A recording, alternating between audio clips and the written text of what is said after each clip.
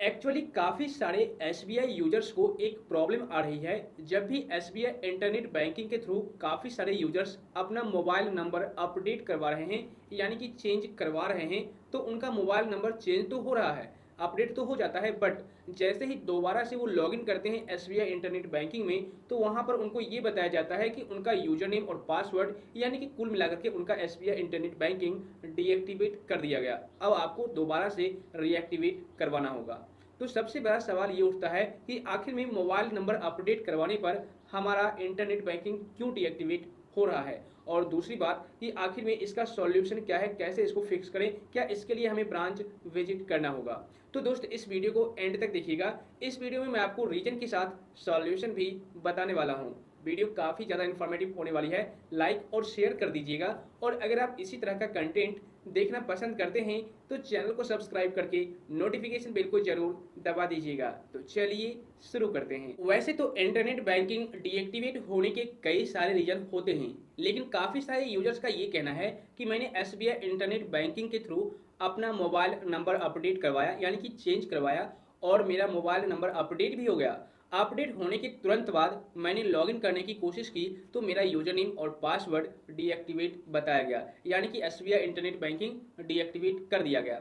अब ऐसा क्यों किया गया, आखिर में क्या रीजन रहा होगा। तो दोस्त इस टॉपिक के रिगार्डिंग मैंने एसबीआई इंटरनेट बैंकिंग के टीम मेंबर से कांटेक्ट करके सवाल किया, पूछा, तो उन्होंने मुझे कोई एग्जैक्ट रीजन तो नहीं बताया, लेकिन हाँ मैं अपना ओपिनियन आपके साथ शेयर करता हूँ। शायद यही रीजन रहा होगा, ठीक है ना। देखिए होता क्या है, जब भी आप कुछ भी प्रोसेस करते हैं एसबीआई इंटरनेट बैंकिंग के थ्रू, तो बाय डिफॉल्ट सिस्टम के द्वारा सारा प्रोसेस कर दिया जाता है आपका, क्योंकि वहां पर इंसान बैठा हुआ नहीं होता है, आपके हर एक एक्टिविटी पर नजर नहीं रख पाता है। तो वहां पर सारा सिस्टम किया हुआ होता है, सेटिंग किया होता है, जब भी कोई कस्टमर कुछ करे तो बाय डिफॉल्ट सिस्टम के द्वारा आपका सारा प्रोसेस हो जाए, ठीक है ना। तो अगर यहाँ पर रीजन मैं अब आपको बताता हूँ, अगर मान लीजिए आप कई बार साल में, 6 महीने में, 2 महीने में आप कई बार अपना मोबाइल नंबर अपडेट करवाते हैं, चेंज करवाते हैं, तो इसका मतलब है कि आपको प्रॉब्लम आएगी, अवश्य आएगी। क्यों आएगी वो भी समझ लीजिए, लेकिन उससे पहले एक पॉइंट और क्लियर कर दूं।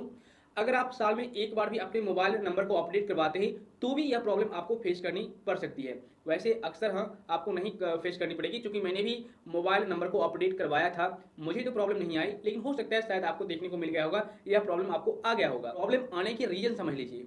देखिए जब भी आप मोबाइल नंबर को अपडेट करवाते हैं, अगर आप कई बार अपडेट करवाते हैं तो सिस्टम को ये लगता है कि ये बंदा फ्रॉड करने वाला है। आपने एक चीज नोटिस किया होगा, जब भी आप एसबीआई इंटरनेट बैंकिंग में बार बार ओटीपी डालते हैं, या फिर बार बार एमपिन, गलत एमपिन डालते हैं, या फिर बार बार आप लॉगिन करने की कोशिश करते हैं, तो आपका इंटरनेट बैंकिंग टेम्पोररी के लिए डीएक्टिवेट कर दिया जाता है या फिर लॉक कर दिया जाता है। क्यों? क्योंकि सिस्टम को ये लगता है कि ये जो बंदा है फ्रॉड करने वाला है, शायद ये दूसरे का अकाउंट है और दूसरा कोई यूजर्स यूज करने की कोशिश कर रहा है, या फिर हैक करने की कोशिश कर रहा है, या फिर ट्रांजैक्शन करने की कोशिश कर रहा है, जिस वजह से आपके अकाउंट को डीएक्टिवेट कर दिया जाता है, ताकि हैकर्स या फिर फ्रॉड करने वाला आपके अकाउंट को एक्सेस ना कर पाए।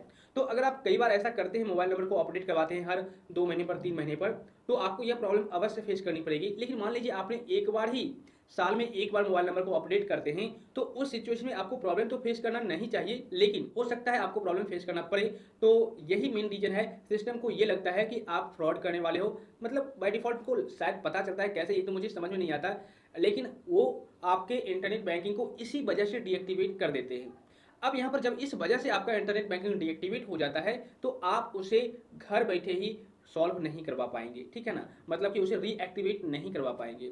अगर आप कस्टमर केयर नंबर पर कॉल करके बोलते हैं रीएक्टिवेट करवाने के लिए, तो भी आपका रीएक्टिवेट नहीं किया जाएगा। आपको अपने नज़दीकी शाखा यानी कि होम ब्रांच में विजिट करना ही पड़ेगा, और आपको बताना पड़ेगा कि यह प्रॉब्लम मेरे साथ आई है, और साथ में आपको डॉक्यूमेंट, केवाईसी डॉक्यूमेंट ले जाना पड़ेगा, जैसे कि आधार कार्ड और पैन कार्ड, ठीक है। और वहां पर जाकर के आपको ब्रांच मैनेजर को बताना पड़ेगा कि इस तरह की समस्या मुझे आई है, मेरे अकाउंट को रीएक्टिवेट आप कर दीजिए।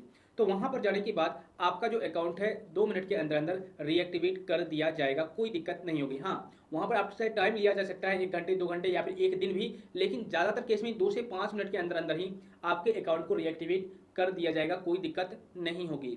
तो इस तरीके से यह जो प्रॉब्लम है आपको फेस करनी पड़ी होगी, और इसका सॉल्यूशन भी यही है। मुझे उम्मीद है अब आप लोग अच्छी तरह से समझ गए होंगे, और आपका प्रॉब्लम भी सॉल्व अब 100% हो जाएगा। वीडियो अगर आपको थोड़ी बहुत भी इंफॉर्मेटिव लगी हो तो लाइक और शेयर कर दीजिए, और अगर इस वीडियो को देखने के बाद किसी भी प्रकार की समस्या या डाउट रह गया हो तो आप मुझे नीचे कमेंट कर दीजिए।